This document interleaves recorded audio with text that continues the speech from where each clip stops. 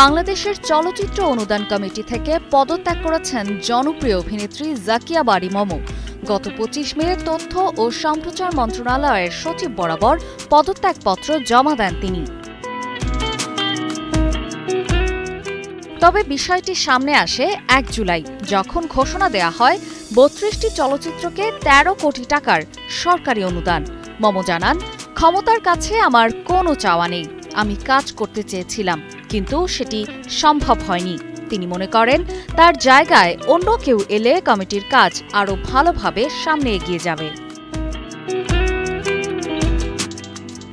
জাকিয়া বারী মমর সাথে আরও ২ সদস্য সরে দাঁড়িয়েছেন অনুদান কমিটি থেকে। টানা ৭ম-বারের মতো বেস্ট টিস্যু পেপার ব্র্যান্ড হিসেবে স্বীকৃতি পেয়েছে বসুন্ধরা টিস্যু। তারা হলেন ঢাকা বিশ্ববিদ্যালয়ের থিয়েটার বিভাগের শিক্ষক তিতাস জিয়া ও নির্মাতা ও সম্পাদক সামির আহমেদ।